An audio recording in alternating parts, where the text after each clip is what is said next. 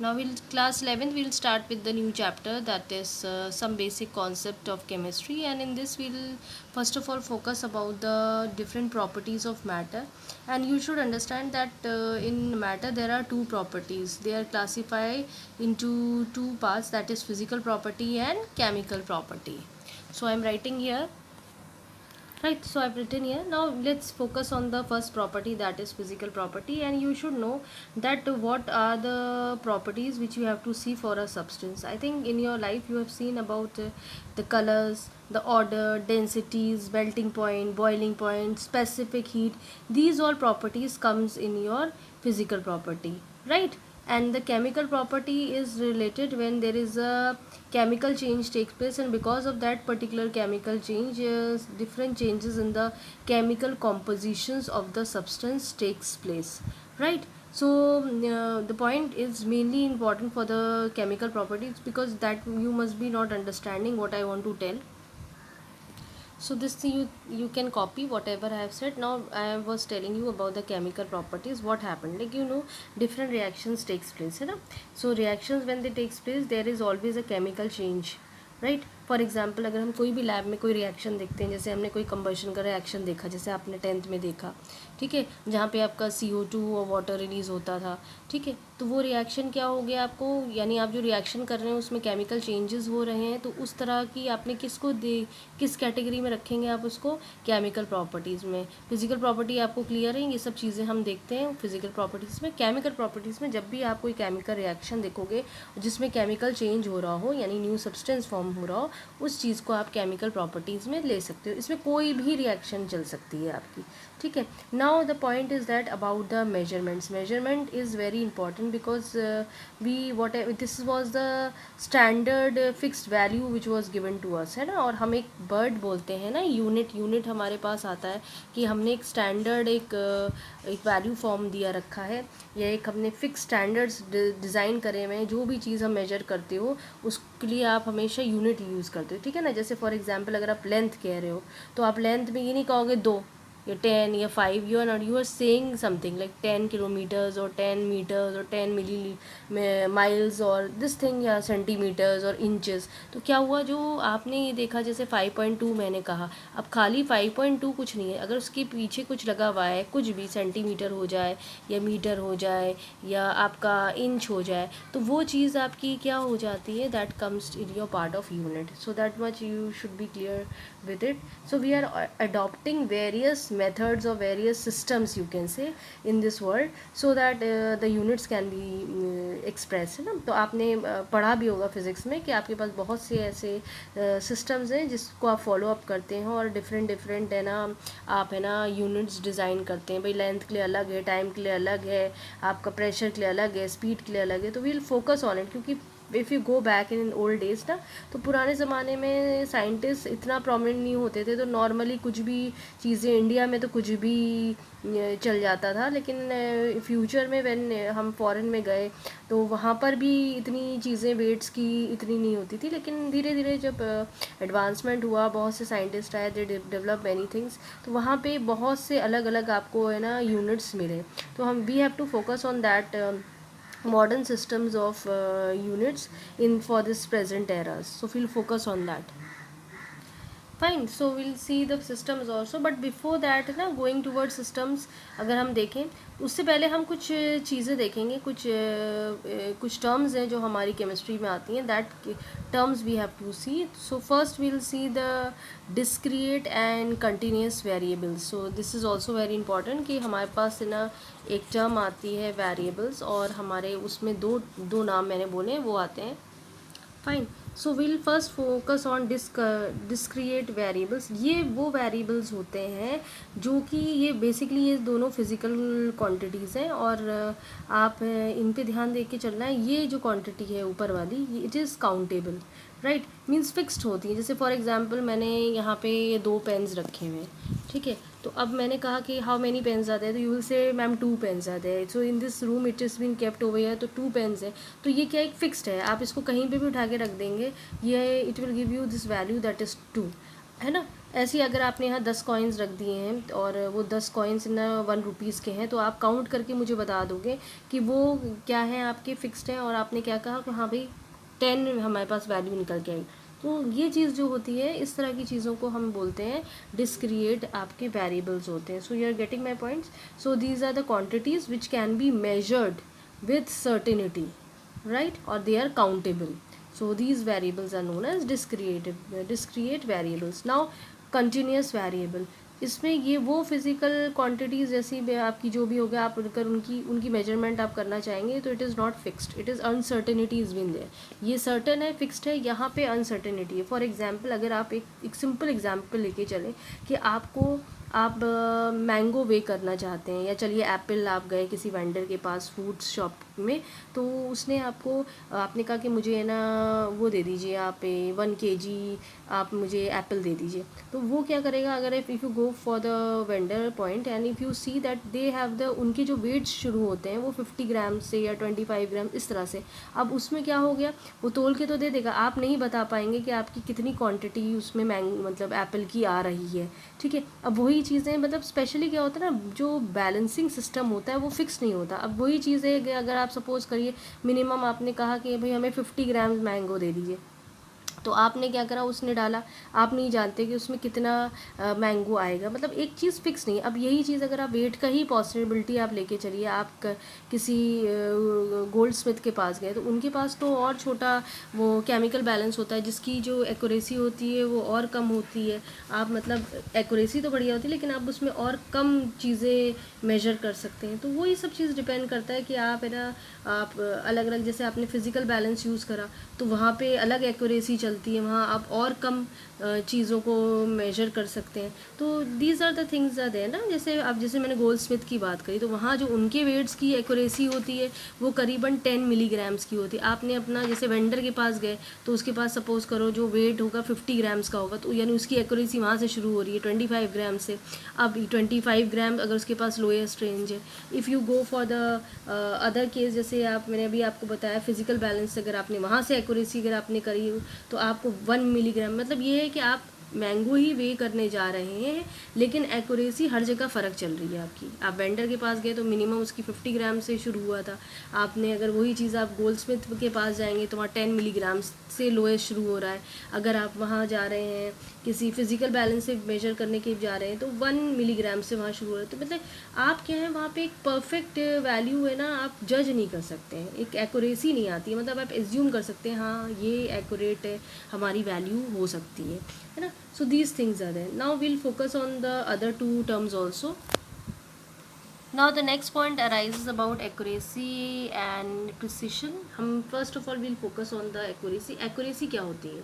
जैसे for example आप कोई चीज़ है, आप जैसे कोई आप एक्सपेरिमेंट आपने करा, ठीक है।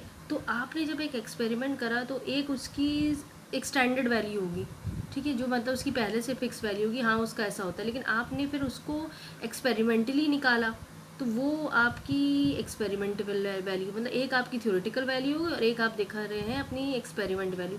तो आप बेसिकली क्या करते हैं कि ये जो वैल्यू होती है, एक्यूरेसी का मतलब होता है कि आपकी जो भी आप मेजरमेंट्स कर रहे हैं, and it indicates the extent to which an experimental measure value is close to the true value. वही बात मैंने कही ना कि आपको क्या करना है यहाँ पर, कि आपकी जो एक्सपेरिमेंटल वैल्यू आप जो भी निकालें किसी पर्टिकुलर रिएक्शन का, या कोई पर्टिकुलर आप कोई एक्यूरेसी देख रहे हैं किसी सब्सटेंस की, तो आपने क्या करा, उसकी एक्सपेरिमेंटल वैल्यू मेजर करी और साथ में उसकी अपनी एक ट्रू वैल्यू होगी। तो आप एक्यूरेसी कब आएगी, जब वो जो आपकी ट्रू वैल्यू या ओरिजिनल वैल्यू जो उसकी रही होगी, थ्योरेटिकल वैल्यू जिसे कहते हैं, वो वैल्यू और एक्सपेरिमेंटल वैल्यू अगर बराबर आ जाए, या मतलब नियर आ जाए उसके बारे, इसका मतलब आपकी एक्यूरेसी जनरेट हो रही है ना। ये चीज़ होती है एक्यूरेसी। फॉर एग्जांपल हम इसके लिए एक फॉर्मूला भी आई कैन टेल यू।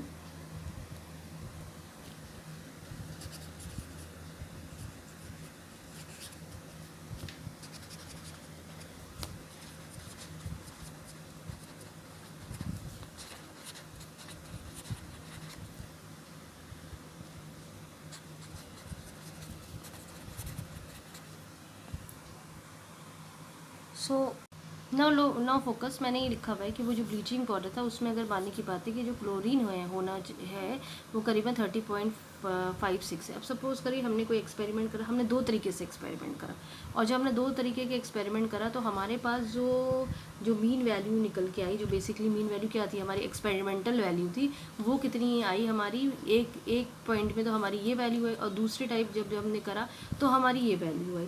ठीक है, अब हमें देखना है कि किस में हमें एक्यूरेसी ज़्यादा मिलेगी, है ना, यानी जो हमारा एक्यूरेसी का डिफरेंस है। अब आपने पहला आपका फॉर्मूला तो यही है कि accuracy is equals to mean experimental value minus the true value. ठीक है, ये आपकी बेसिकली ट्रू वैल्यू है 30.56, और ये आपने एक्सपेरिमेंट करके दिखाया है। ठीक है, ये आपकी आ रही है। तो आपको सबसे बड़ी, अब जैसे पहली वैल्यू है, सपोज करो ये ए है और ये बी वैल्यू है, तो आप ए की अगर एक्यूरेसी देख के चलेंगे, आपने ए का वैल्यू देखा है एक्यूरेसी का फर्स्ट मेथड से, तो आपके पास कितना आ रहा है कि 30.84 माइनस 30.56, तो आपकी एक्यूरेसी कितनी निकल के आ गई 0.28%। ठीक है, ऐसे ही आपने बी स्टेप पे निकाला, आपकी 30.78 है माइनस आपने 30.56, तो आपकी एक्यूरेसी कितनी निकल के आ रही है 0.22। अब आप मुझे खुद बताओ कि कौन सा मेथड आपको ज़्यादा एक्यूरेट करा है भाई, जिसकी वैल्यू कम आ, ये जो डिफरेंस जो है कम आ रहा है, यानी ये वाला जो, अगर आप इस मेथड से अगर आपने वैल्यू निकाली है तो ये ज़्यादा एक्यूरेट आपको दे रहा है। It is right. Now let's come to the precision part. Now we'll focus on the precision part, and I am showing you tables. From that you can understand this point.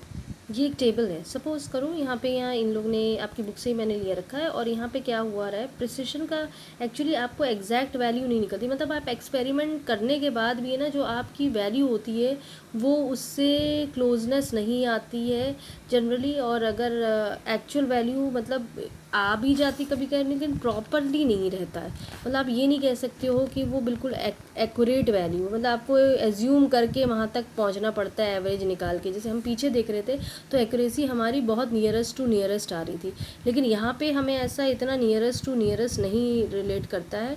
Actually क्या हुआ, जैसे ये एक हम इसको एक example के through समझ सकते हैं। यहाँ पे आपको क्या करा, एक मेटल का कॉइन दिया गया रखा है, और उसकी एक्चुअल में जो भी उसका वेट रहा वो इतनी वैल्यू थी। अब क्या हुआ, बच्चे 3 तरह के बच्चे थे, उन लोगों ने अपना अपना एक्सपेरिमेंट करना शुरू करा, मतलब उन्हें वेट करना शुरू करा, पहली बार निकाला, फिर दूसरी बार निकाला, तीसरी, ऐसे 4 बार। जब उन्हें देखा चारों वैल्यू में देखो एक भी वैल्यू उसकी मैच नहीं करी, जबकि वो ये चीज़ 4 बार कर लेगा, हो सकता है 10 बार भी कराओ तो भी उसकी ओरिजिनल से बिल्कुल मैच नहीं कर रही है, एक्यूरेसी आ ही नहीं रही है।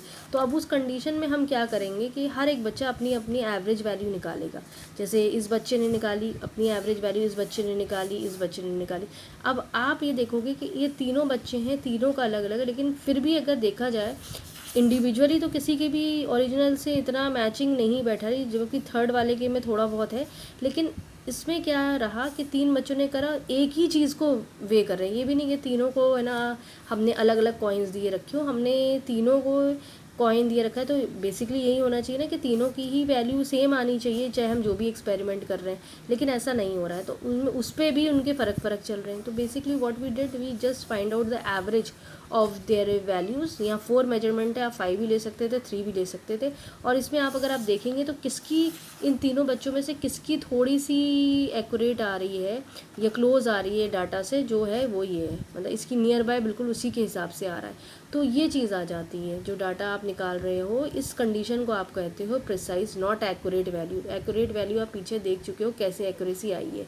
ठीक है, सो this is the point. Now next point is significant figures. Significant figures आपने क्लास 8 में बहुत करा है, और आपको मालूम है कि आपके पास बहुत से नंबर्स होते हैं, आप कोशिश करते हो कि उनको एक एक्यूरेट वैल्यू दे सको और आप ना उसका निकाल सको। ठीक है, आपने एक जो हम आपको एग्जांपल दे रहे हैं जो सिंपल है आपके क्लास 10th का, जो आपने मैथ्स में भी सीखा होगा, कि सपोज़ करो अगर हमारे पास ऐसा कोई नंबर है तो हम क्या करते हैं कि इसको और थोड़ा बढ़ा देते हैं। ठीक है, हम इसको कोशिश करते हैं कि इसको एक शॉर्ट नंबर में बना के दें, तो हम सिंपली क्या करते हैं कि इसको हम, ये हमारा देखा जाए तो डेसिमल के बाद 4 प्लेस तक यहाँ लगे हुए हैं। आप कोशिश करते हो कि अगर इसको हम 1 प्लेस तक बना लें तो हमारे पास क्या हो जाता है, हम इसको करते जाते हैं, यहाँ एक इसको बोरो होता जाता है, ये 7 बन जाता है, फिर ये 7, और यहाँ से यहाँ जाता है वो 6 हो जाता है। तो ये हमारा वैल्यू जो होती है शॉर्ट करके 0.6 आ जाती है। ये आपने क्लास 10th में करा रखा है, लेकिन यहाँ पे बहुत से रूल्स हैं सिग्निफिकेंट सिग्निफिकेंट नंबर के। बेसिकली हम यही करते हैं कि अगर हमारी बड़ी कोई भी फिजिकल क्वांटिटीज़ हमें दी रहती है तो हम कोशिश करते हैं कि उसको हम एक छोटी वैल्यूज़ में या छोटे डिजिट्स में उसको लिख सकें, ठीक है। तो that is very very important over here. So will focus on it and will see different examples in it. Now I have taken from your book only कि आपके नॉन ज़ीरो डिजिट्स हैं। यहाँ पे आप देख रहे हैं कि कहीं पर भी आपके ज़ीरोज़ जैसी चीज़ ना आगे ना पीछे, कहीं कुछ नहीं लगा हुआ है। तो अगर आप इनको इनके सिग्ने में, जैसे ये यहाँ देखिए यहाँ कोई डेसिमल तक नहीं है, लेकिन फिर भी आपका क्या है कि आपने इसको बस काउंट कर लिया और इसका सिग्निफिकेंट फिगर्स कितने हो गए आपके, आपने डिजिट्स को काउंट करा, 3 हो गए, ठीक है। यहाँ पर भी ना अनसर्टेनिटी, देखिए सिग्निफिकेंट फिगर्स में भी आपकी अनसर्टेनिटी बहुत ज़्यादा रहती है, ठीक है। अब यहाँ पर है तो डेसिमल के साथ भी जितने, क्योंकि ज़ीरोज़ कहीं अप्लाइड नहीं है, नंबर्स हैं ये प्रॉपर, तो आपको डेसिमल के पहले भी नंबर यूज़ करने हैं और बाद के भी। तो आपके 4 स्पेसिफिक सिग्निफिकेंट फिगर्स आ गए। अब यहाँ पे देखिए 6 हैं, तो यहाँ 6 के 6 आप यूज़ करेंगे। ये तब कंडीशन है जब कहीं पर ज़ीरो, जैसे ज़ीरो का मतलब आप समझिए अगर यहाँ, अगर सपोज़ करो यहाँ डेसिमल से पहले ज़ीरो लगा होता, तब क्या होता, तब यहाँ सिग्निफिकेंट नंबर 4 नहीं होता, ठीक है। तो ये बहुत इंपॉर्टेंट है कि आपका ये डेसिमल से पहले तो नहीं आ रहा है ज़ीरो, क्योंकि अगर डेसिमल से पहले आ जाएगा तो सिर्फ आप नंबर्स काउंट करेंगे, ज़ीरोज़ को काउंट नहीं करेंगे। हम उसको भी देख के चलेंगे। जो मैं बात कह रही थी कि जैसे अगर डेसिमल से पहले आपका ज़ीरो आया हुआ है या बाद में भी ज़ीरो चल रहे हैं, तो वहाँ पे आपको नंबर्स को काउंट करना है, ज़ीरोज़ को काउंट नहीं करना है, ठीक है। तो यहाँ देखिए 0.56 है, तो आपने नंबर काउंट्स कर लिए, उनसे आपने रिलेट कर दिया कि इसकी सिग्निफिकेंट फिगर्स कितने, 2। यहाँ पे देखिए यहाँ 2 आ रहा है, यहाँ पे देखिए भले ये ज़ीरो की वैल्यू आगे दोनों है, उनको तो आप इग्नोर करें, सिर्फ आप नंबर काउंट करें। इस जगह देखिए सिर्फ एक को आप लेके चल रहे हैं, तो now you are aware of it. ये सिर्फ एक स्टार्टिंग है, बेस है, थोड़ा सा हमारा क्लियर होना चाहिए।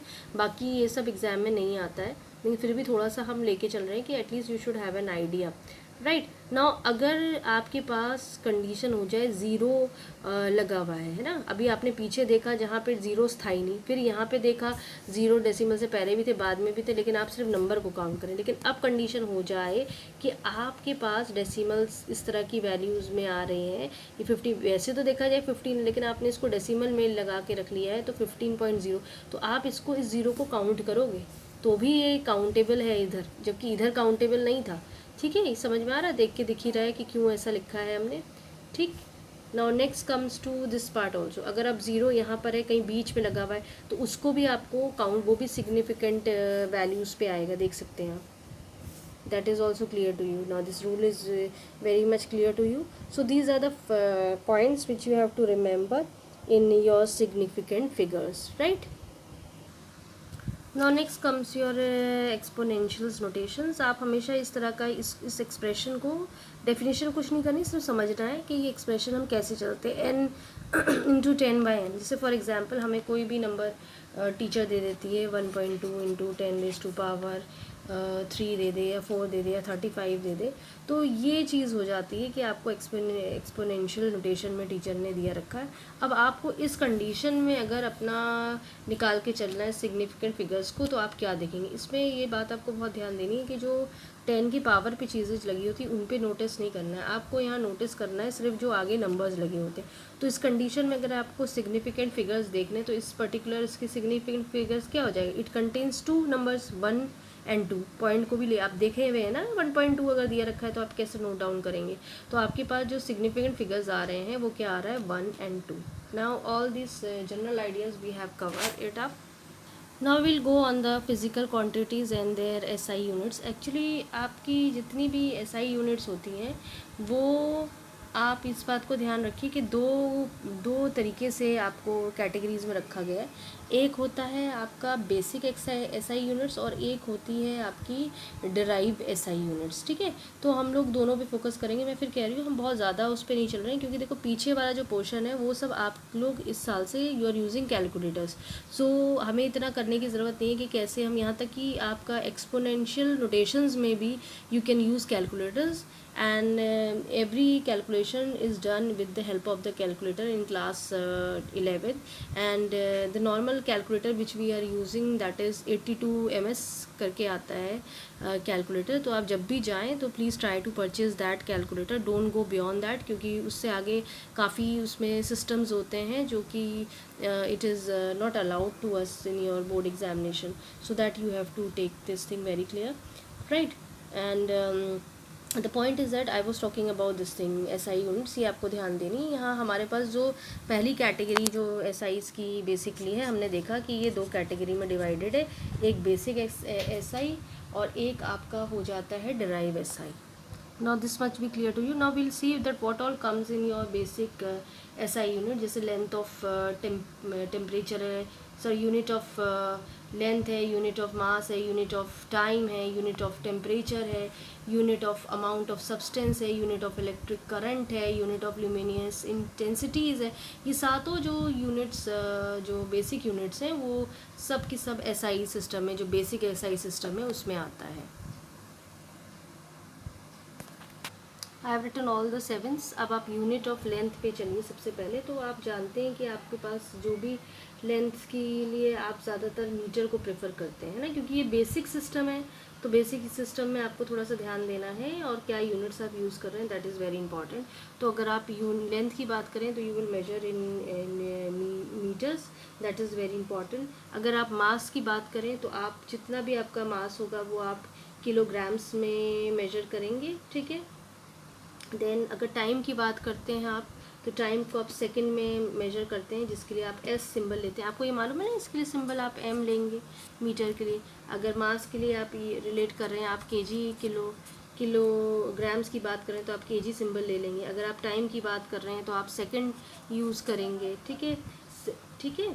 तो ये आपको ध्यान दे के चलना है, क्योंकि आप इसमें ड्यूरेशन रिलेट करते हैं। अगर आप टेम्परेचर की बात करें तो आप केल्विन यूज़ करते हैं, तो आपने कैपिटल के यूज़ कर लिया है, ठीक है।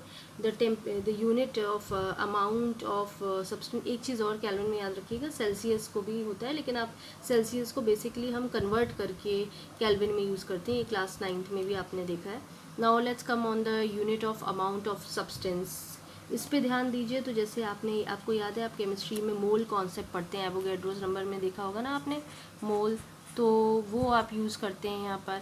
आप यूनिट ऑफ इलेक्ट्रिक करंट को अगर आप देखें तो एम्फियर यूज़ करते हैं, ये फिज़िक्स में आपने देखा होगा, क्योंकि हम लोग तो rare of the rare case use करते हैं, सो एम्फियर है। अगर आप यूनिट ऑफ ल्यूमिनस इंटेंसिटी की बात करते हैं तो इसमें आप कैंडला यूज़ करते हैं, ये आपको याद होगा, फिज़िक्स की बात है ये। तो C D, small c, and this thing small d, so candela. So that is these abbreviations which you have to remember. Now I've just put this table, you can remember from here. You have to just remember, don't go for the definitions, all that part. This is again one more table, वहाँ पे अलग अलग units दी रखी हैं, अलग अलग values दी रखी हैं, यू कैन सी। और इन पे आप ध्यान दीजिए। लेकिन इसमें जो सबसे इम्पॉर्टेंट आपको ध्यान देना है, जैसे कि आपका ये पिकोमीटर वाला होता है सीन, क्योंकि ये क्लास 12th में भी आता है, यहाँ पे भी आता है। नैनोमीटर है आपके केस में, मिलीमीटर है या सेंटीमीटर है, या कभी क्या डेसी है, ये किलो है, ठीक है। ये एक ऐसे हैं जो आपको बहुत ज़्यादा पूछे जाते हैं। बाकी यहाँ तक कि माइक्रोमीटर तक भी नहीं पूछा जाता, फिर भी हम बच्चों से कह देते हैं कि माइक्रोमीटर्स को देख लीजिए। लेकिन ये जो हैं, जो मैंने टिक लगाए हैं, ये आपको आगे जाके न्यूमेरिकल्स में यूज्ड होंगे। बेसिकली आपको इनके कन्वर्जन आना चाहिए, मतलब जो वैल्यूज़ आपको दी रखी है कि अगर आपको मिलीमीटर से मीटर में कन्वर्ट करना पड़ेगा तो आप क्या वैल्यू यूज़ करोगे, या नैनोमीटर को अगर आपको मीटर में कन्वर्ट करना है तो क्या वैल्यू यूज़ करो, पिकोमीटर को कन्वर्ट करना तो क्या मीटर में यूज़ करोगे, इनफैक्ट इनका सेंटीमीटर पॉइंट भी। तो that thing you have to remember. तो आप इन्हीं पे बस फोकस करिएगा, ठीक है। Now will focus on the derived SI units. Now will focus on the derived units. Again I am telling you, जैसे हम पीछे फिजिकल क्वांटिटीज़ को देखा था, तो हमने एक 7 स्टैंडर्ड्स को लेके चले थे और उनकी हमने एक बेसिक एसआई यूनिट देखी थी। अब हम एक ड्राइव एसआई यूनिट्स देखेंगे। बेसिकली जो आपकी ड्राइव एसआई यूनिट है, यहाँ पर एसआई भी लगा लीजिए, ठीक है।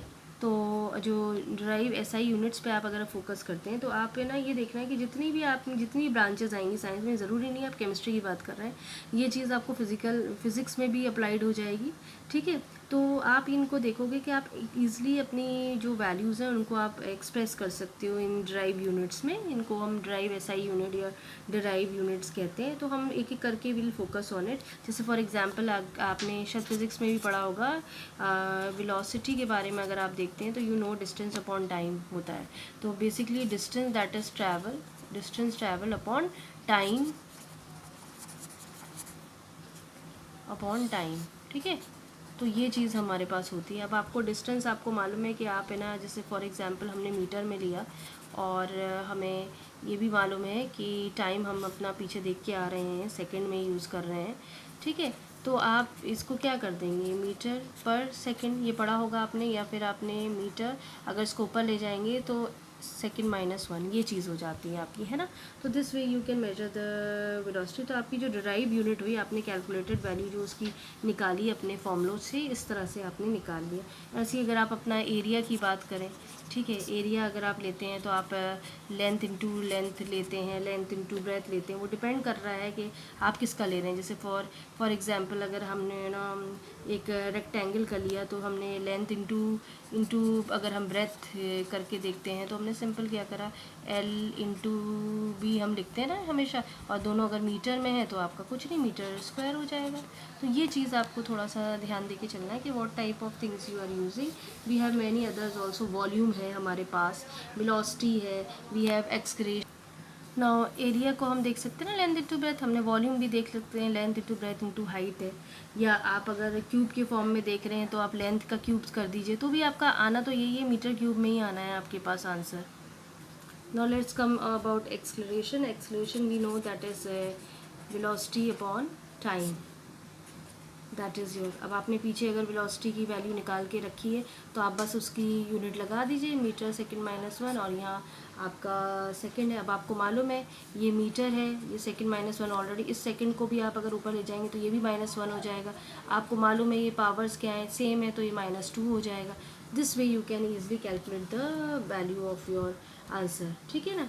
डेंसिटी आपको मालूम है, डेंसिटी इंपॉर्टेंट है हमारे लिए क्योंकि डेंसिटी हमें कई बार मिलेगी, that is mass upon volume. So please there are certain formulae which you have to remember, it's come in 11th also 12th also. तो मास है आपने केजी में यूज़ करा रखा है, वॉल्यूम आपने मीटर क्यूब में यूज़ करा रखा है, तो आप लेना केजी मीटर माइनस 3। अगर ये आपने सेंटीमीटर्स में यूज़ कर लिया तो ये ग्राम में हो जाएगा, ग्राम पर सेंटीमीटर क्यूब हो जाएगा, ठीक है ना। ये थोड़ा सा ध्यान दे के चलिएगा। लेकिन यहाँ पे आप एसआई यूनिट्स की बात कर रहे हैं तो आप है ना उसको ग्राम्स में नहीं लेंगे, ये आपको पहले से ही पता होना चाहिए, ठीक है। लेकिन आपके पास जो क्लास 10th में आना है वो आपको इसमें नहीं आएगा, केजी मीटर माइनस क्यूब में नहीं आएगा, वो आपको सेंटीमीटर पर सॉरी केजी पर सेंटीमीटर क्यूब में आएगा, ठीक है। तो वो आपको ध्यान रखना है इस बात को। फोर्स आपको मालूम है कि what is force, that is mass into acceleration, so that is also clear to you about in your physics में you must be knowing it,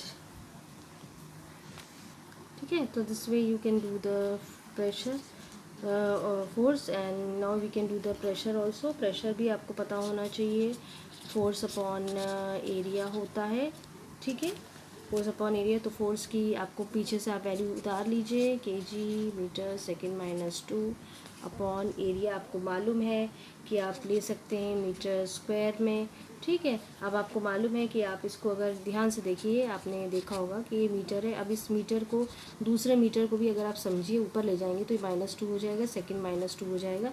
ये हम सॉल्व करके दिखा रहे हैं, but there is no need, you have to write down direct answer. ये plus में negative में तो आपका मीटर माइनस वन हो जाएगा, सेकंड माइनस टू हो जाएगा। ये आपका आंसर निकल आएगा फॉर योर प्रेशर। और आपको ये भी पता होना चाहिए प्रेशर को एक और यूनिट एसआई में आप इसको पास्कल भी कहते हैं ना, पास्कल। ये हमने क्लास 10th में भी देखा था और 9th में भी, इसका symbol capital P small A होता है। तो that thing is also been important for you all. Now we are focusing on the energy part also. Energy भी आपको मालूम है कि energy is what, force into distance travel. देखिए ये सब आपने फिज़िक्स में पढ़ा रखा है, इसीलिए we are not focusing much on it. I am just writing the formulae and I am just giving you the this thing how to calculate the values। तो आप फोर्स में लिख सकते हैं, फोर्स का आपने अभी पीछे निकाला है KG metre second minus two. Distance आपको मालूम है कि मीटर में आप लेते हैं, आपको मालूम है कि आप केजी है 2 मीटर्स के हैं तो ये मीटर स्क्वायर हो जाएगा, सेकंड माइनस टू हो जाएगा।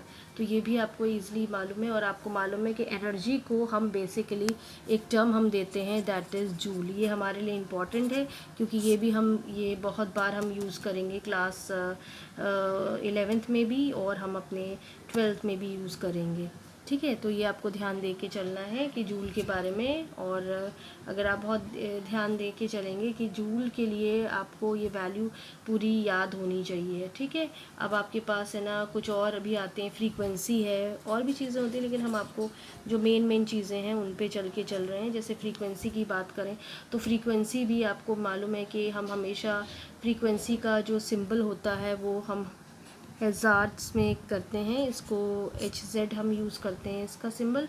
तो इसको आप याद रखिएगा कि यही आपको सिंबल इसका लेना है। सच कोई हमें बहुत ज़्यादा उस पर ध्यान नहीं दे के चलना। और इसका भी आपको जो देना है, इसका 1/2 होता है इसकी वैल्यू, या अगर आप इसको लेके HZ है ये।